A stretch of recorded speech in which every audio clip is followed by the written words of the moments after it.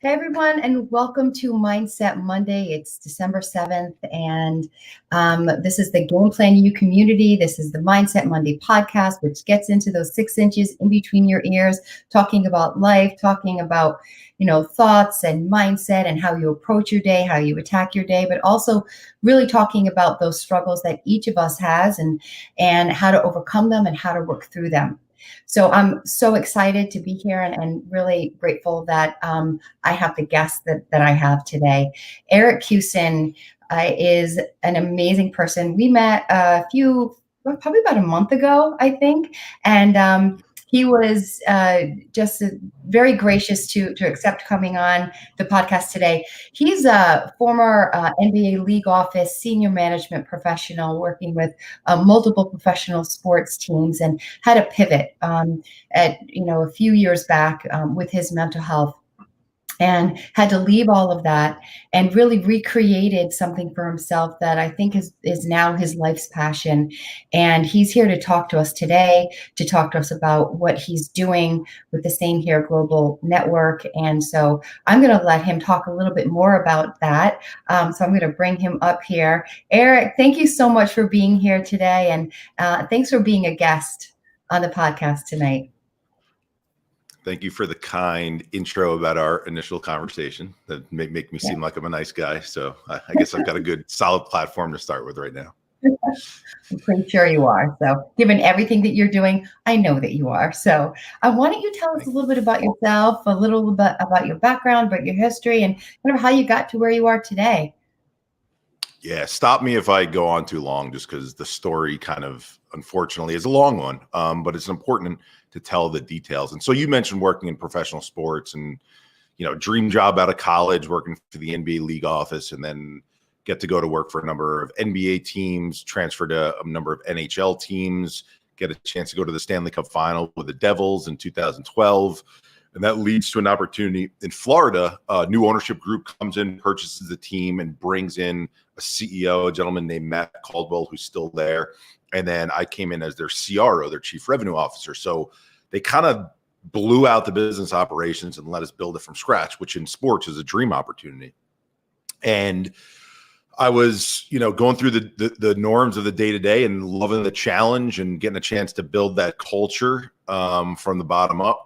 And about 6 months into my tenure there, I started to notice I was losing interest in things outside of the office. And, like a lot of probably professionals and executives in high-level, high-pressure situations, the thought was, well, this is the world's way of telling me I need to focus even more on work, which is ridiculous looking back on it now, but that was the thought back then. And so, the fact that I didn't care about going to see friends as much, or didn't go on dates as much, or didn't go to the gym as much, it kind of, I hyper-focused even more on the office because that's where my brain was able to focus. And that period only lasted about 2 weeks, where the loss of interest was the beginning piece.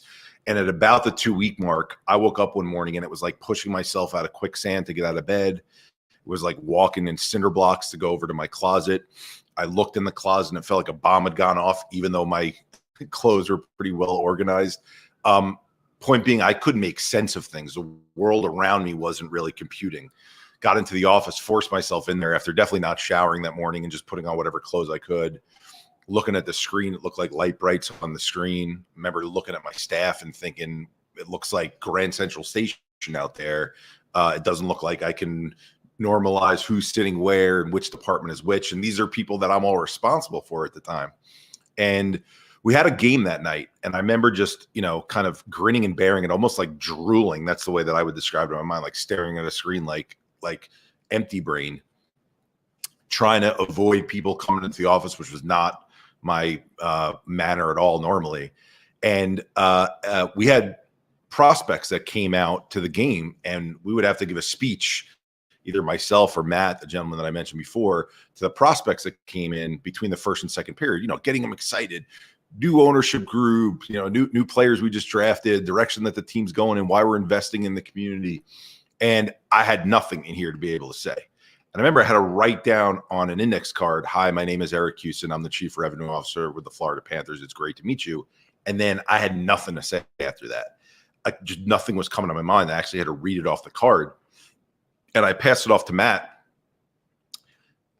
I guess he just took over from there, and I walked out of the suite, went back to my office, and him and our owner, Vinny Viola, who's still the owner there as well. He comes to every game, flies, nice to have a plane, flies back and forth from New York. And they came to my office like, Eric, we just want to make sure everything's okay. You know, could tell things didn't seem well up in the suite, not calling you out by any means, just want to make sure you're all right. And I said, guys, I don't know what's going on with me. I don't know if I have a brain tumor. I don't know if I have a traumatic brain injury from the time I was younger, playing sports, and it's just now hitting me. I don't know if it's this mental health thing. So to give some perspective, this is the beginning of 2015.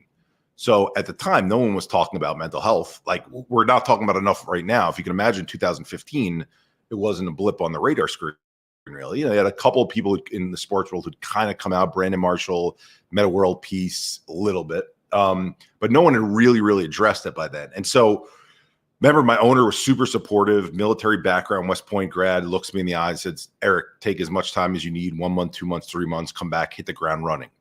And when I heard 3 months, immediately my mind went to it. And I'm trying to think of who your listeners would be, is positioning, my experience was how they would be seeing in their head. My identity and my purpose as an individual was Eric, the sports executive, right? So the only way that I'm getting back to feeling normal is if I can get back to that job. So when I'm hearing 3 months, like, okay, what context do I have to know how long it's going to take me to heal from whatever this is? And I thought of the commercials I've seen on TV, which are pharmaceutical commercials, which show not even a person anymore. It's literally a cartoon character of a blob that has a sad face on it. And there's clouds covering it, and the music is sad and it's all gray. And then 15 seconds into that 30-second commercial, a pill gets introduced, beautiful music starts playing, the blob's sad face becomes a smiley face, the clouds go away, the sun starts shining, and everything's great, right? Now, I didn't have the belief that it was going to be that simple, but what I'll share with everyone in the context of this mental health space is that, we grow up and we take a magic pill when we're younger, which is called an antibiotic, and when we have strep throat, bronchitis, or pneumonia. So we're already ingrained to believe that when we don't feel well, we take something, that something with sleep makes us feel better, right? So why wouldn't we think drugs are the panacea? That's what gets us better. When we're feeling run down, tired, exhausted, foggy brain, that feels kind of similar to those other 3 childhood ailments that I spoke about. And so I came back to New York, left all my stuff in Florida in my apartment, thinking, again, 3 months is plenty of time. Even though I feel like a bomb just went off, I'll get back to myself. And that was the plan. But I ended up instead spending 2.5 years laying horizontal, staring at a ceiling, what I call no original thoughts in my head. Like, I would wake up, most people, I got this to do today. I've got to make breakfast. I got to get the kids ready. There was nothing. I would wake up and I wouldn't even know why I was there. I was just counting paint chips. And during that 2.5 year period, I tried over 50 different psychotropic drug combinations. So every SSRI, SNRI, MAOI, and tricyclic, none of them worked for me. I then was told to do TMS therapy. So TMS, they put a helmet on your head and shoot electromagnetic waves into your brain, trying to wake up the neurons to start firing through the synapses. 23 sessions in, I can't fall asleep that night. And I stay awake the whole night. And the morning of the 24th, day of the 24th, I remember looking at my counter, and I never want to leave my room. So my pills were all up there, and I'm literally sitting on my hands because this thought is playing on my mind and repeat over and over again. Swallow that bottle, swallow that bottle, swallow that bottle. And it was the first example that I had of a suicidal ideation, but I didn't know what that was, right? I'd never experienced it before. And nothing bad had happened in my life, like in the 2.5 years I've been going through this. So for people who think like a suicidal thought is based on you break up with your husband or wife, right? Or you lose someone in your life, and now all of a sudden you're suicidal because you're sad that this thing happened.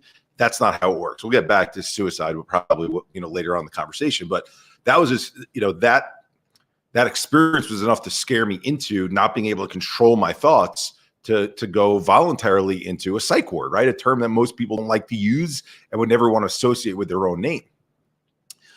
And I'll spare the name of the psych ward for the purposes of the remaining part of this story. Is the first day I'm there, I'm meeting with the attending psychiatrist, who is the top doc according to the plaques on the wall. And so I'm figuring I'm in the best place that there is in the Northeast, in the middle of Manhattan. And she looks at my chart, looks up at me and says, "Eric, you've tried everything there is. Your last resort is to do shock therapy." And, like looking at your reaction, most people's reaction when I tell that story and they hear shock therapy, they're like, "That's still done in 2020? That's still done?" I wasn't as shocked at the shock therapy. I was more shocked that she said your last resort. Because when you're a competitive, stubborn bastard, right? Like, you're willing to try anything there is. And for this incredible practitioner who's supposed to be world renowned telling you that this is your last resort, you're like, really? I've tried everything?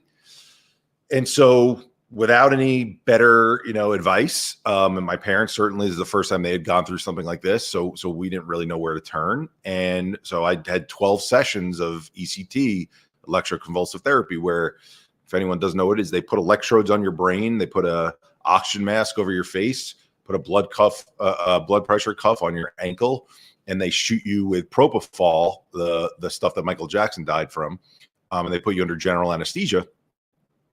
And they shock your brain while you're under general anesthesia, hoping that it essentially restarts. Kind of like, my computer's not working, let me keep hitting the power button, hoping that'll work.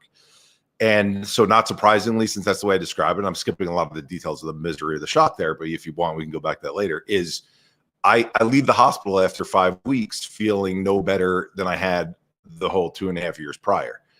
And so I retreat back to this twin bed, at 6'4", 240 is not a comfortable place, but that was my only safe spot. And figuring my life is over, unless, this was what was going through my mind, Merck or Pfizer or one of the other pharmaceutical companies makes a magic pill that does work for me, whereas all the ones that they've invented for the 40 years before that haven't worked, or more than 40 years even for that matter. And this is where the story starts to turn. So my parents are both former educators. Father was a principal and mother was a language teacher. And so they go to these continuing education courses all the time, and things like, world politics and agriculture and poverty. And well, this particular course was on integrative breathing practices. And I joked with you when we were talking before, I didn't know the term integrative, and I'd never done a breathing practice before, so it didn't really resonate with me where they were going. And I remember my mom runs back that night, and she comes up to my room, says, "Eric, you have to meet this woman, Donna. She's amazing. She treats differently than all these other practitioners." And so, sure, I'll go meet with her. And I sit down on her couch, and every other doctor I'd been to for the 2.5 years prior had asked me, "Eric, what are your symptoms?" Okay, write it on a notepad. Based on your symptoms, here's what your diagnosis is. Based on your diagnosis, here's how we're going to treat you. It's not what the experience at all with her was.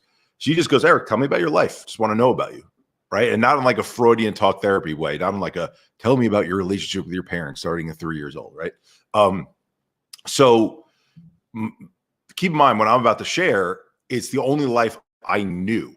So to me, it doesn't sound so strange as I'm sharing it of what my memories are as a child. But when she's hearing it, her jaw is dropping as I'm saying it. So I'm the middle of 3 boys, and starting at 8 years old for the next, almost 20 years, here's what my life looked like. My older brother broke his femur bone in a sporting accident, literally cracked it in half, and was put in traction and then a body cast for a year and homeschooled. Heals from that, and a month later gets diagnosed with ALL, children's form of leukemia. So 5 years of chemo and radiation in the 80s. It's certainly, the survival rate is not as high as it is now, but miracle, he goes into remission, and the family's celebrating.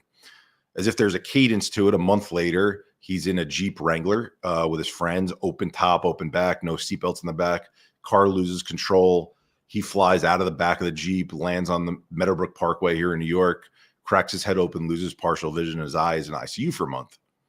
Heals from that, goes to college. Things are going well in college, but starts to feel pain in his knee.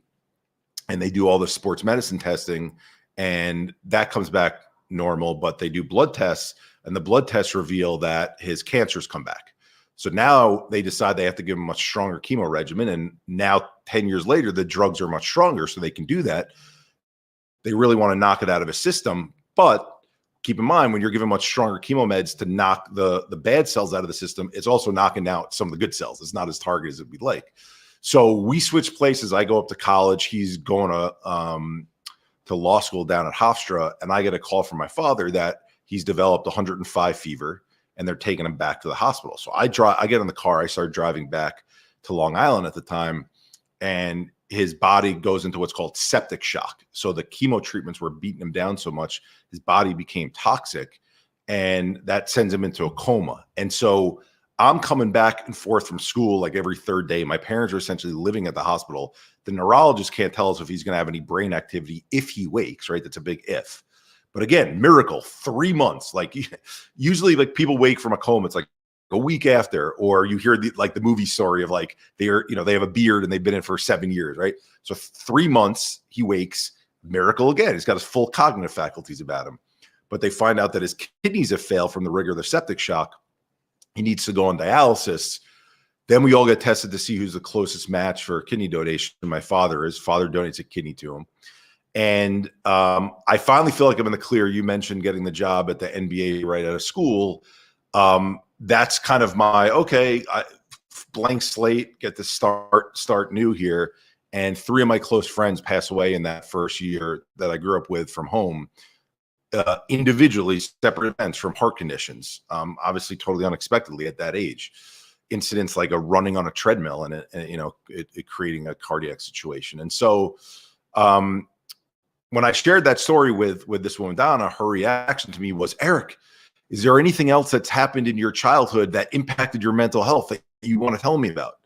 And I said, Donna, what do you mean like affected my mental health? These things happened to my brother. They happened to my friends. They didn't happen to me. And I was so spent at that point that like anything anyone told me, I'd probably have a reaction to. And I think, for your listeners, like in you being a sports fan and stuff like that, this was the analogy she gave me. She said, Eric, you had a front row seat like you would for a basketball game. But unlike a basketball game where you get up every 3 hours when the game is over, you take your suit off, you get a dry clean, take a shower, you put a new suit on the next day. I want you to pretend like you had a front row seat, but you were watching the game of life taking place in front of you instead of a basketball game. And you were that close to it. And the game of life was represented by 2 different wrestling rings, your brother in one wrestling ring and your friend in the other. And they were wrestling that game of life. And it was a muddy wrestling pit. And every time your brother made a move to stay alive, your friends made a move to stay alive, the mud was splattering and hitting you.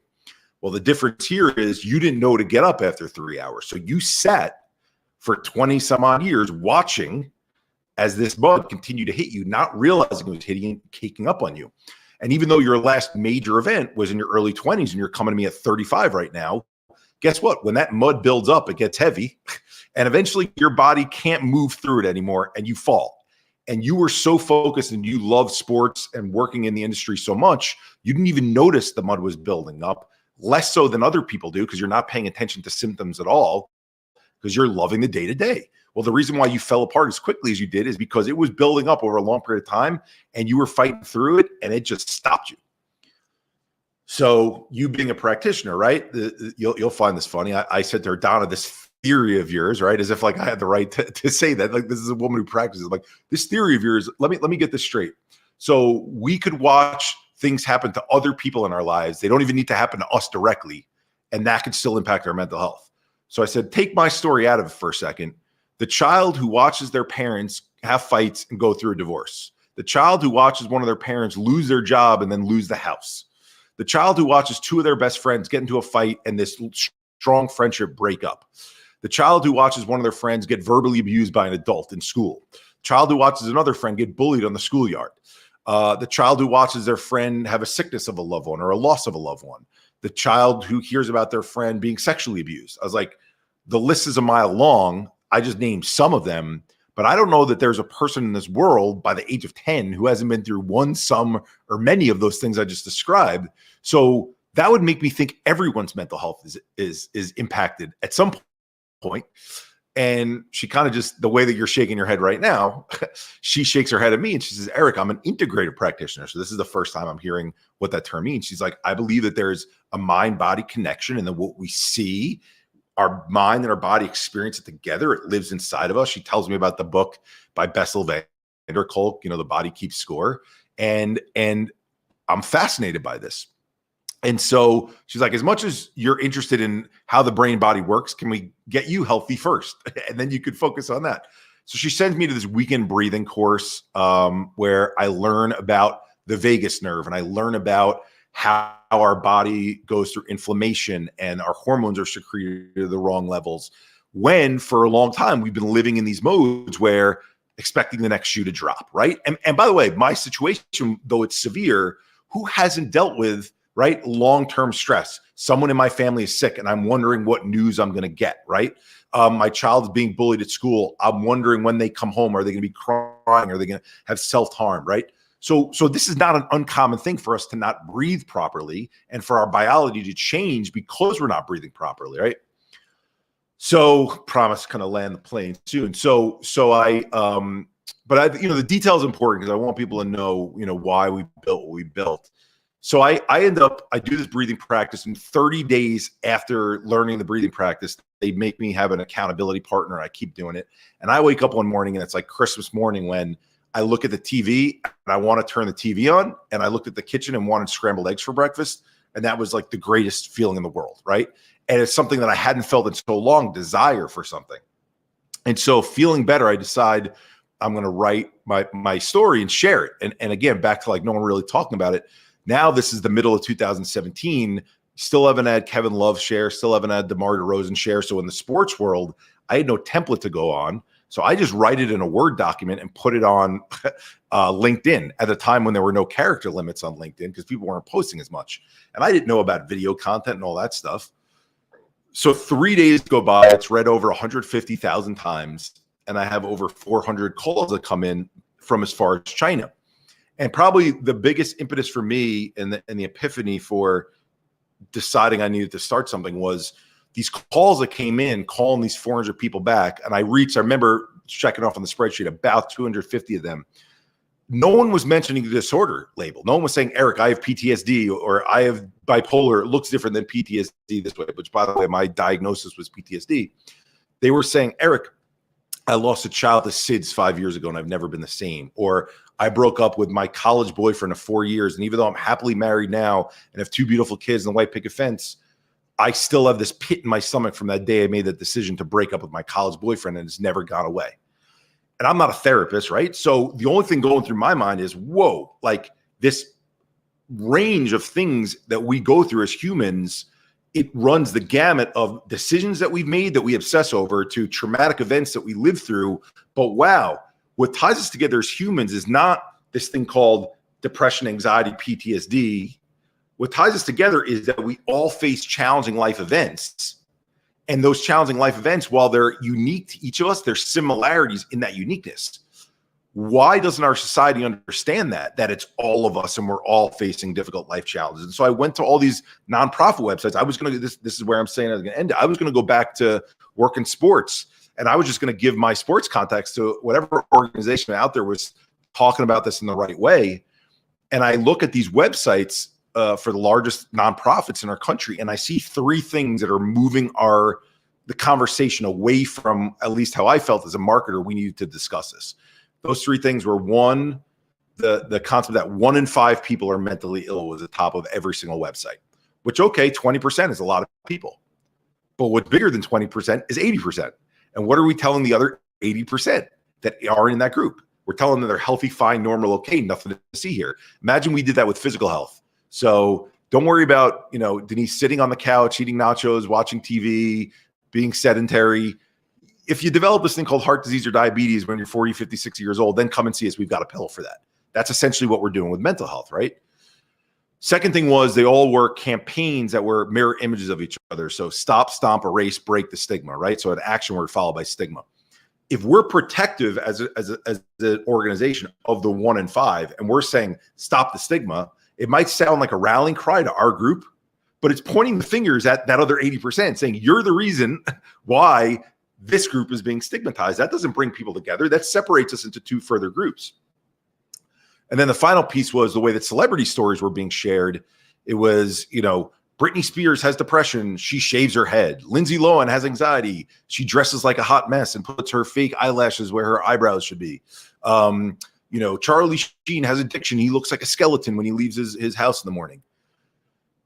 Those websites were sharing these stories from Us Weekly and People Magazine because they were part of the 1 in 5 group. And so I added those three things up in my mind. I'm like, 1 in 5, let's stop stigmatizing them. The them looks like people who shave their heads, run off basketball courts, and look like skeletons. No wonder why 80+% of our society doesn't pay attention to mental health, because they don't think it applies to them, nor do they want it to apply to them. And that was the impetus now for forming the organization. We're all a little crazy. You mentioned that you're a big word nerd, kind of like me, where words matter. The term crazy, in quotes, as you guys could see it on the screen, was used very deliberately. I needed a word that was going to grab the 4 and 5s to say, I could call myself a little crazy. I understand that. But that wasn't literal, right? If you look at the way the quotes are around, then if anyone saw the logo, that A is upside down and the crazy. We're poking fun essentially at the word normal by saying we're all part of this crazy continuum, right?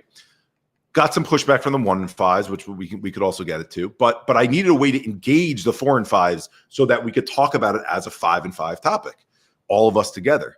And then from there, kind of our main campaign is the Same Here campaign, which is an American Sign Language sign. So Same Here is like my thumb pointed at my chest, my finger pointed at you, Denise. And I'm not saying, Denise, you and I, we both have depression. You and I, we both have anxiety. No, that's not what Same Here is. Same Here is saying I have a story of challenges that I faced in my life. You have a story of challenges that you face in your life. There's not a person who hasn't. Let's share our stories. We'll connect way better through that. And we don't ever have to say stop or stomp the stigma, because what will break that stigma apart is showing that all of us are part of this continuum and all of us have a story. So I know there was a big background to it. I didn't even get into programming and all that stuff, and I spoke so much for like 25 minutes. But the point of it was, I wanted at least people understand that this idea for where we need to go and the paradigm shift we need to see in this space is built out of a lived experience. And I think that that's how most change, movements happen, is by someone going through something difficult and then trying to make sense out of what their struggle was. Yeah. No, I love it. And first off, let me just say thank you. The fact that you tell your story so eloquently and so thoughtfully is really appreciated, and with such great detail, because people just don't get it. They don't understand how intensive and overwhelming it can be to have a mental health issue. Now, that being said, there is a continuum of struggle, right? It could be that someone is, they kind of get everything done they need to do, but they just don't do it with the same amount of verve or energy as they would like to, or as they have in the past. And there goes the dog that we were talking about a little bit early. Sorry about that. But also to the other end of the spectrum, where there's just, someone who like you cannot get out of bed and can't find a treatment that, that works or is effective. And so that is such a huge continuum. And so the fact that you share your story and you tell us so eloquently is greatly appreciated, because I think that you touch a lot of people when you do that, and there's so many people that can learn from your story. And so I just want to say thank you for that. And the fact that you went through this, right, for 2.5 years, struggled, finally figured out that there's a connection between your head and your body, right? We're cut off here as a society. We think just use your brain, keep going, you'll figure it out, push through, punch through, and use brawn and force, and you're going to get it done.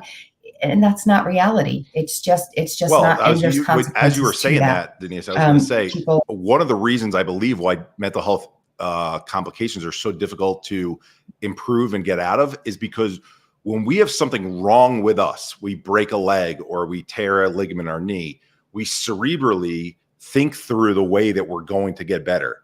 I need to start rehabbing to do this. I need to go to the doctor to get this rod put in my foot. When we go through things where this starts to feel out of whack, and this connection, which we don't realize is a connection when we're doing it, we start to perseverate and think more and more, wait a second, why do I feel different? I just tried this morning and it didn't make me feel better. So Well, guess what happens? The more we think our way and try to think our way into fixing it, the deeper into the hole we get. Well, it's because it's like the thing that's wrong is the brain, The right? Not that circuitry. it's wrong, but there's something going on in the brain. But the connection is in the body. So it's like we're thinking we have to do something up here when that's not the only thing we need to pay attention to.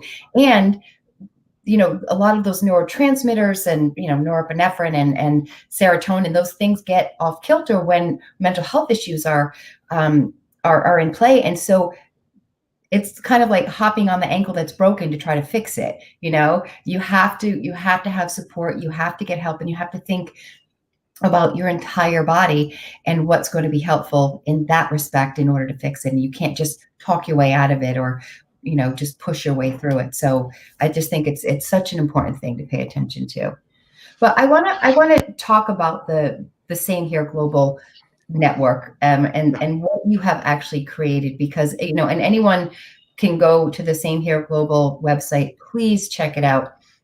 Like Eric said before, and we were mentioning on our last call, there are little t traumas and there are big, capital T traumas, and each of us can be impacted in different ways from it. And it doesn't matter whether you're just struggling a little bit or whether you're struggling a lot. Any type of struggle means that you should pay attention to it. If you get a headache one day, yeah, that's not a huge thing. It's not a huge health issue, but it could be part of a larger issue. Number one. Number two, you want to get rid of that headache that day. So you're looking at ways to do that. And so Eric's website is a great resource for this, because there is so much on the website. And just going through it over the last couple of weeks, I love it. I mean, first of all, you're talking about healing the body. You're not just saying heal the mind. You're healing the body. And to do that, you have programs, events, services that target specific populations where there may be a lot of stigma in school systems, with athletes, with service members, men and women, veterans, in the work culture, because no one ever wants to talk about mental health issues in work, or maybe that's the past. I think things are changing now because of your organization. And you have services in these areas around, like what you can practice, practitioners, support, blogs, and information that people can connect with, and stories from other like same day heroes that you or everyday heroes, that you have on your website, which is just amazing. So can you talk about, did you have all this in your head at once, or was it kind of I imagine it was a slower process and you just kind of kept building on it because you saw the need? Okay, so first off, you explain the site better than almost anyone who's ever gone there on their own and hasn't worked with us. So kudos to you. The weird thing, and I hope this doesn't come off the wrong way, is that's exactly how I saw the site playing out for this reason, right? Take you to the beginning of it. When I started sharing my story, I mentioned that there wasn't a Kevin Love or wasn't a DeMar DeRozan story, and then that led to a Hayden Hurst story and a Robin Lerner story. So what was the one story that was the largest celebrity in the world that I saw at the time I went through something? It wasn't a sports hero. It was Prince Harry from the UK. And I remember thinking like, okay, my idea is that people need to tell their story, not their disorder, in order for people to connect. Harry did a great job of being open and telling his story and not just telling his disorder. He shared about losing his mother at a young age and how the thoughts of fear and what happens to my mom and will I ever see her again were circulating in his head. And if they're circulating in his head, he eventually then had to go and get help to talk through it, right? And do the exercises like the brain-body connection type stuff. So he was speaking what you needed to speak as a, let's call it genuine celebrity, genuine advocate who's going to share this. He wasn't in it for money of getting the endorsement deal from BetterHelp or Talkspace or what have you, right? Well, Harry shares a story and the UK is still at a 30-year high in suicides and mounting mental health numbers. And what that made me realize is, okay, Eric, think about the numbers for a second. If you truly believe this is a 5 in 5 issue and not a 1 in 5 issue, that means there's 7 billion people on this planet who need to hear that message. If there's 7 billion people, Prince Harry's probably more famous and more influential than any sports celebrity here in the US, even LeBron James. And yet in the Commonwealth countries, they're still struggling. I mean, Australia, right, was one of the countries that was struggling more than anyone. So they're looking at Prince Harry. He's open, yet it's still the message isn't getting across where trends are changing.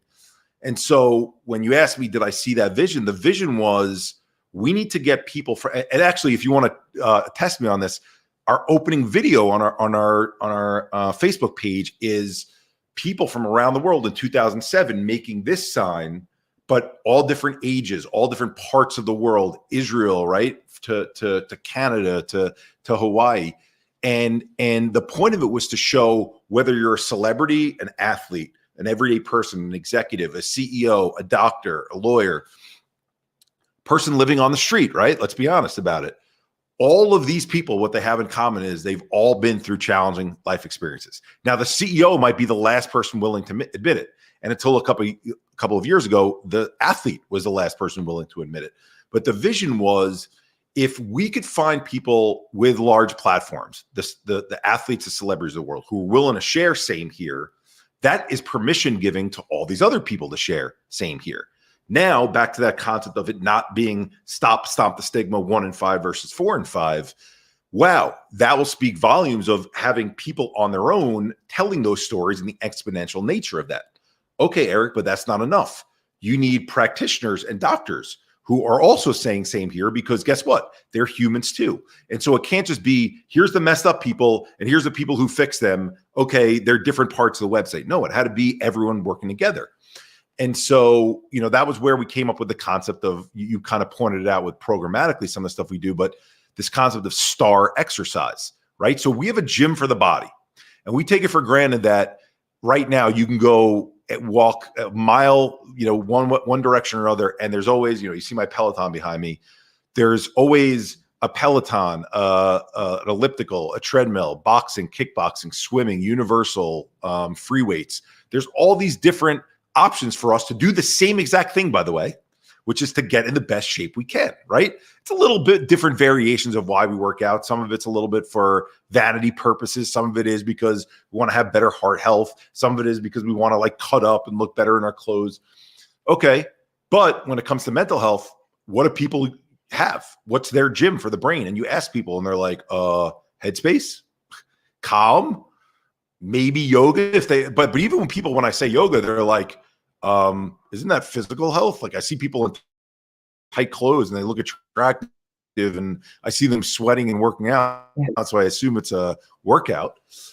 And so the idea was STAR stands for stress and trauma, the two things that build up inside of us, just like plaque builds in our arteries for physical health. Stress and trauma build in our central nervous system. Then the A stands for active, meaning we need to do activities, release and rewiring. So the stuff that builds inside of us, how do we get it out of us? We do it in an active way. And that's where, what you notice with those practitioners is, okay, we can help people understand it's all of us. We can help people understand it's 5 and 5. We can show this movement of people opening up and sharing their story. But now what do you do once you get that, that realization? You don't want to leave people hanging and then say, okay, I get it. I go through shit also. Now what, right? So that's where the STAR exercises came into play. It was like, here is your gym for the brain, where you could pick any of these exercises. Some might work for you. Some might work for someone else. Different things for different people. So I guess kind of bring it all together. Your question is, the idea was there from the beginning, right? Was different alliances from different aspects of society that build off each other, that hold hands. That isn't my organization. It's our organization. And if it becomes our organization, it's a living, breathing thing that grows on its own. And then I'll, say this, which is pretty cool. Update literally yesterday is, the NFL had the my cleats, my cause, or my cause, my cleats day yesterday. Yep. I didn't know this until Friday. The running back for the New York Jets, a guy named Ty Johnson, chooses our charity. He gets his shoes painted in our colors. That I find out through his Instagram post. I reach in. I'm like, dude, you got to be freaking kidding me. He's like, no, man. He's like, I love what you're doing. That's awesome. But what you see what that does, Denise, is it tells us that we're onto something, in that I'm not having to reach out and ask for people to share their story, ask for people to be endorsers. They get the idea on their own. And then when you've pushed the boulder up the mountain and keep pushing it up because you're trying to create that paradigm shift, The second Right. it starts to go down the other side of the mountain, that's when it starts to get really exciting.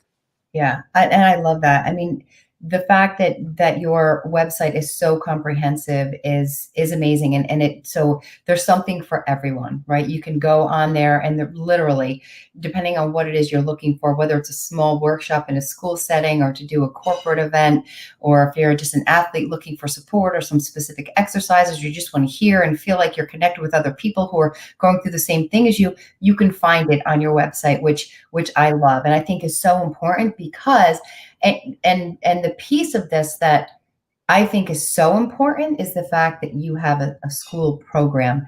I know we talked about this last time. New York State just this past year was the first, within the last year was the first state ever to implement a mental health education curriculum. We talk all the time about how to prevent a cold, how to be physically healthy. Like you said, if you've got high cholesterol or if you have this, do A, B, and C, but we are not taught even what the symptoms of mental health are.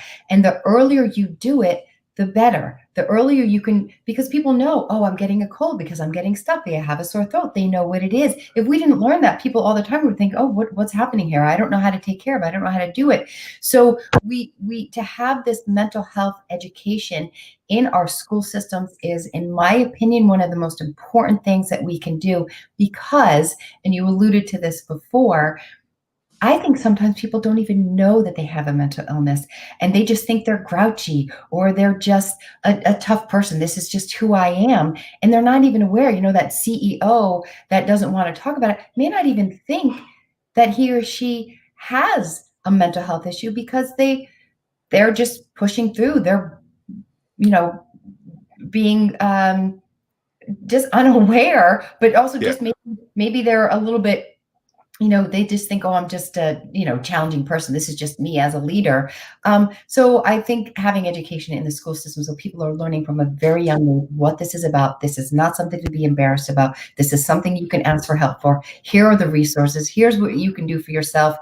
And the third thing I'll add to that is because so many kids are going through things like you went through in your childhood and didn't know that it was even traumatic, right? So aside from the symptoms you might have been having at the time, maybe you got a lot of stomach aches when you were in school. Your mom didn't know. Oh, Eric just gets stomach aches, or you had a lot of headaches. You didn't even realize that was happening to you. And so, it just for me highlights the importance of having that curriculum. So I love that piece of your website. Thank you. The schools one, interestingly enough, was the last of the 5 that we started, not because we didn't think it was the most important, but you're a small startup organization. You go where the interest is, right? And so Darren Ravel is one of our influencers on our group. Darren is well networked. He's got 2 million followers on Twitter. That's like his thing, is being a Twitter personality.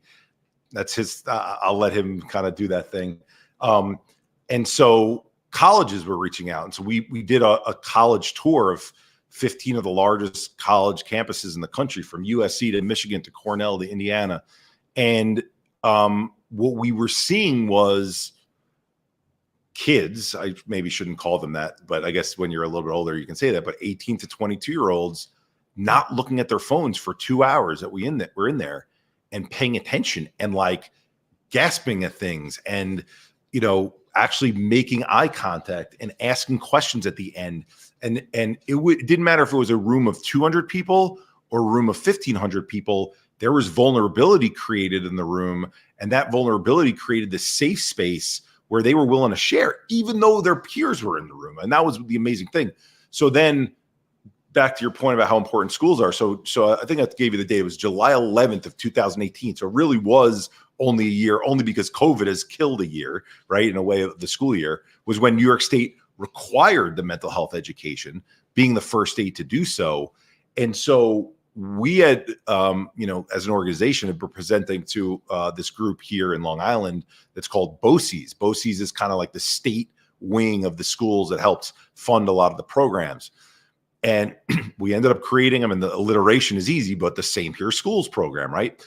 And what I want to emphasize, just for anyone who's listening, there's tons of programs out there. This is not a pitch to use ours, but this is a pitch to say, make sure you're doing this as a school district. Is It's not enough to have a speaker come in, and it's not enough to have a curriculum in a box that you play off of your online, tools that you have in school. All that does is it checks the box, but kids can't make the connection. Students don't make the connection with their parents. Teachers don't make the connection with their students. You need a culture changing vehicle. You need people that come in and think of every stakeholder. Think of the teachers, think of the administrators, think of the parents, think of even the community members, and tie themes together so that you're all speaking the same language. Like you spoke about that mental health lives on a continuum. So for the school community, we created a scale. We call it the Same Here scale. And it goes from thriving, gliding, surviving, fluctuating, struggling, sinking.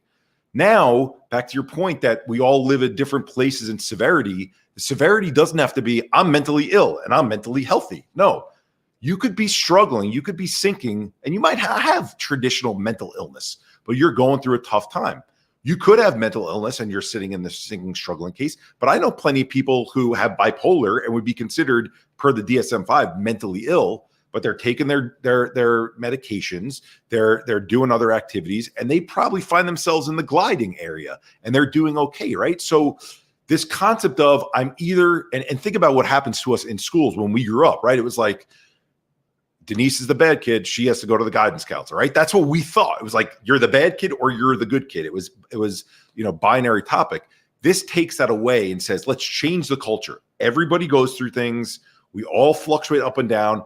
There is no shame in us sharing that we fluctuate up and down. Let's talk about it.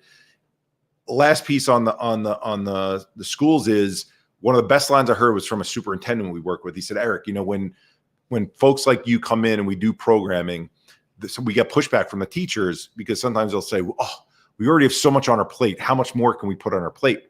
And his answer is social and emotional health is the plate. If you don't have a plate, you can't put more on it, right? A kid's not learning math, science, geography if their plate isn't stable. So, let's make sure we take care of the important stuff, which is kids need to have a clear mind. They need to feel good. They need to not be thinking about how do I come across to that other person and I'm worried about what's going on outside of school or I'm getting into a fight with Timmy. If that's all that's occupying in their mind, they can't learn. Absolutely. I couldn't agree more. And it's just so, so important. So let me ask you this. You brought up COVID. How has your organization shifted or changed or just kind of pivoted with this whole, global pandemic that's happening, and how have you responded to it? So on the school side of things, we were fortunate that, so I have a gentleman who works with our team now. His name is David Heimowitz. He was a county social worker for Nassau County. He was like the mental health guy for Nassau County for 20 years. And eventually this is humbling. He saw what we were doing. He's like, I want to be part of a team, Eric. How can we make this work that I could work with you? And so we went to 6 schools. We call them the Same Here 6. And we pitched them on each taking a piece of David throughout the course of a week and throughout the whole year, but they're each portioned out, throughout the course of each week. And so David lives in those districts each week. And so in some cases he's face-to-face, in some cases it's online. I'll do Zoom calls with them where I connect with them when he's in the schools with them. And we'll split up the work a lot of times just because I'm not only focused on school. So I might do programs with the students, whereas he does them with the adults, teachers, school professionals, et cetera, right? That, look, the simple answer is how do you adjust to COVID is you do more virtually, right? But schools are like, well, that's not as good as in person. You're right. But look at the trade-off here. If you don't address it right now, you're going to be in a much deeper hole when you do come back face-to-face. So do you wait until it's more impactful face-to-face, or do you start to lay the groundwork? One thing I will add is for any schools that are thinking about this, we had to add a lot more program than we didn't have before. So our programming is social emotional learning related and professional development related to social emotional learning and trauma and big T and little t and all that stuff. But we had to take a step before that, which was how do we deal with crisis and transition periods, right? Because if you don't get the teachers and the school professionals, let alone the students, feeling comfortable that we understand what you're going through. Let's talk about what you're going through. How do we best handle what you're going through? What's the right way to strive during this period? These teachers and these administrators are going to school traumatized and on the end of their rope themselves. How are they going to help the students if they themselves don't feel well, right? So a lot of it is extra work this year than what it normally is. I'll say the one upside of a lot of virtual talk is because you're not in a setting in a room live, more people can ask anonymous questions to you on the chat. So it opens up, and we have that feature available, right? We give them a link before we go face to face, and they could always email us questions in advance or email us in real time, and it comes up on our phones. But there is something about this behind the screen experience when you're not raising your hand in front of your fellow, 200, 500, 1,200 peers, that anonymity allows you to be a little more open. So we've seen a lot more pretty deep questions being asked during this period.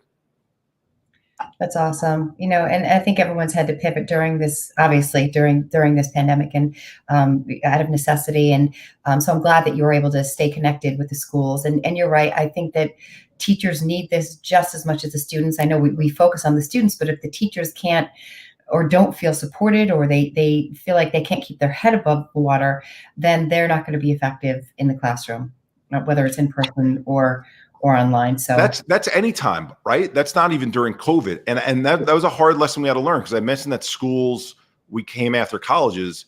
We used to get called by schools early on saying, what's your program for our students? What's the assembly look like for the students? And then we decided to say, we're not going to do a student program and assembly until we do something with the teachers and the school professionals, the administrators first. You got to get buy-in from the people who are the leaders in the room to then be the leaders carrying the message, so that when the kids hear about it, now everyone's speaking the same language. Totally great. It's funny because I was in discussion with an administrator from a private school in Connecticut, and they wanted me to come in and develop this 2-year, over the course of 2 years, this mindfulness, reflective self-care, emotional intelligence program, and we're going to get started next month. And so it kept talking with the administration. Oh, we're so busy right now. The teachers are so stressed now. We can't start now. We're too busy right now. We can't start now. And there were all of these reasons why they couldn't start. And I kept saying, these are the reasons why you need to start, right? Because everyone feels overwhelmed. And this is it, right? This is why we need to have these kinds of things, because people feel overwhelmed. And our society doesn't support calm, quiet reflection. It supports chaos, intensity, 24/7 access, beeping, flashing, blinking, vying for our attention, messages that aren't all healthy. And so I think our mental health is very, very impacted right now in terms of just how we're operating in the world, and our expectations of each other, and what's expected from us at work and in school. And it's just kind of competitive space that really isn't valuing self-care in the process. I don't know if you saw that stat, but it's like the average person in 2020 is consuming as much information in a day as people were consuming in a year in the 15th century. It's like, so our for people to think about your cell phone is constantly going off.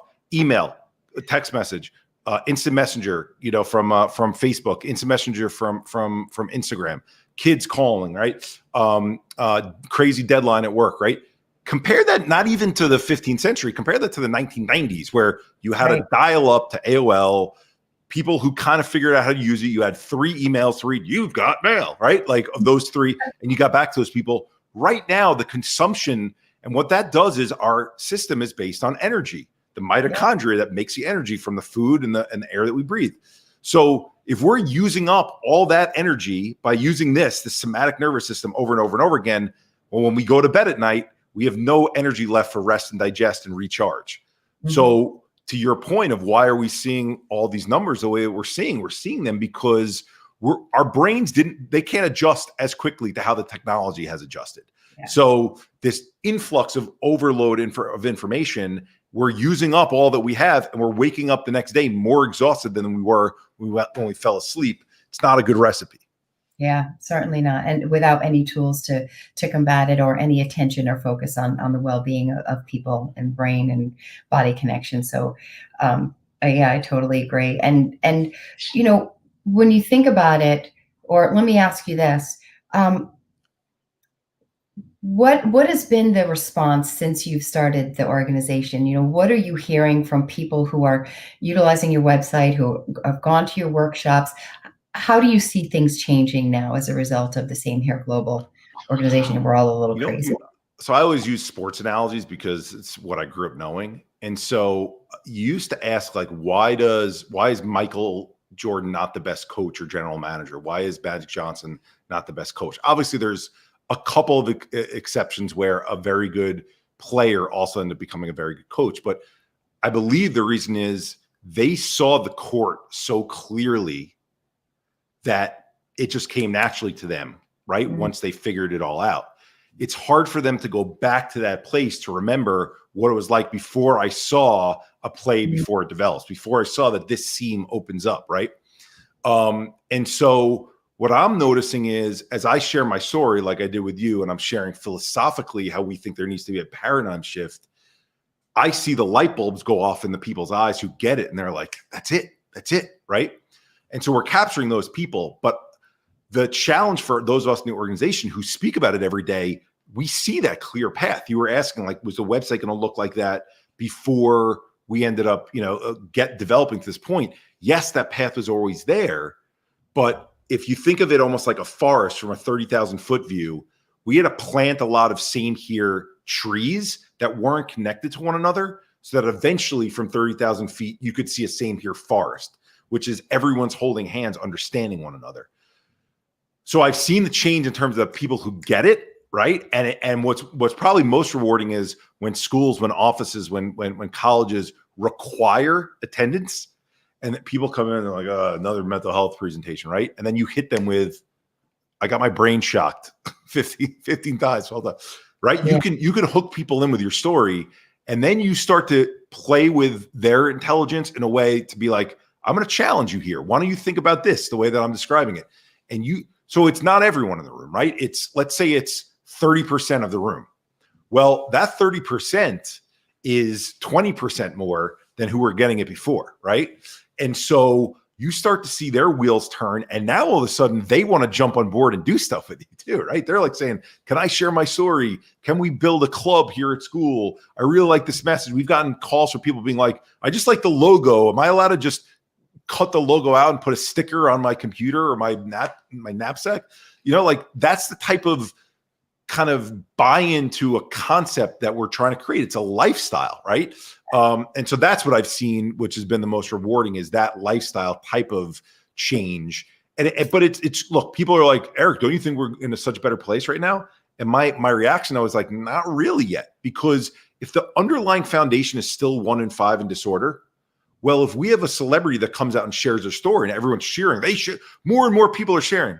Well, if all they shared was, I have anxiety, and anxiety led me to panic attacks, you're the champion for the people who themselves identify with the 1 in 5 panic attacks and anxiety.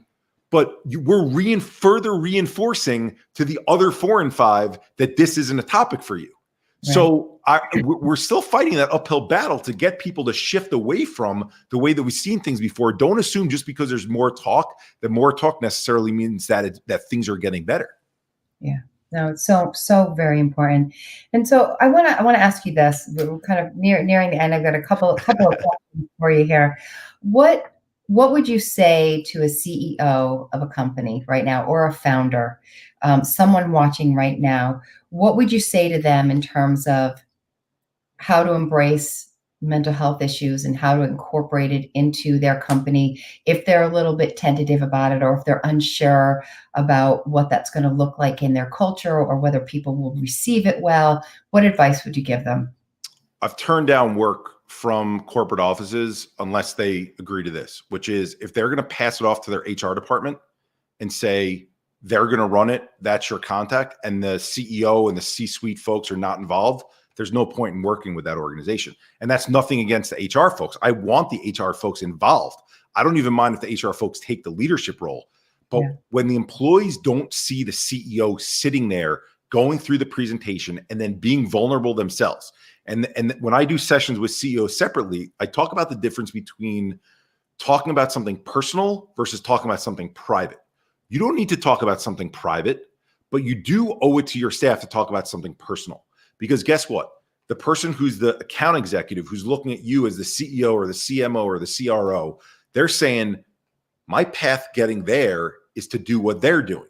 If what they're doing, and I'm going to get very specific right now, is the male who's wearing the blue pinstripe suit with the pink tie and the brown shoes and they're Teflon Don coming in every day and there's never anything wrong. Everything's always perfect. And the only time I'm ever angry is when business doesn't go well and then I get mad.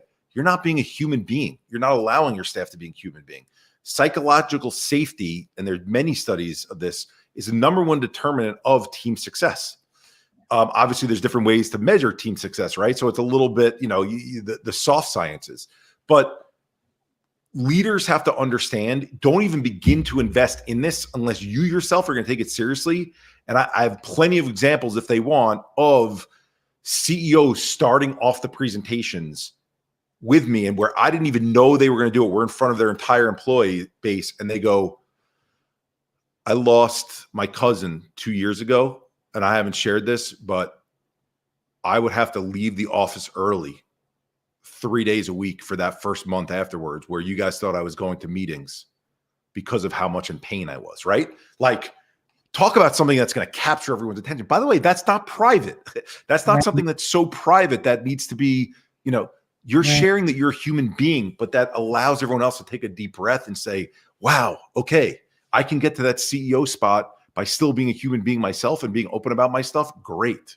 Yeah, I love it. So important. Thank you so much. That is amazing advice and so perfect. And I just think apropos for everything that's going on in the world, in our country, just with life in general. So I want to thank you, Eric, for being here today, just for sharing your story, for developing this amazing community, this organization that is spreading near and far, helping people who struggle with mental health issues. And I want to encourage anyone who wants to get in touch with Eric.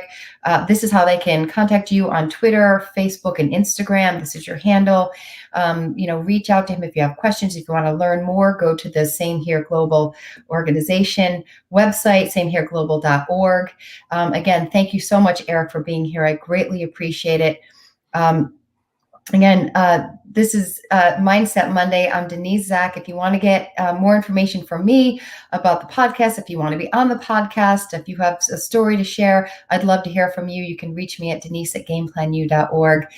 From the Game Plan U community, I want to thank you from the bottom of my heart, Eric, for being here today. Greatly appreciate it. And just have a great week. Thank you. Thank you so much for having me. I really appreciate it as well. You're welcome. Take care.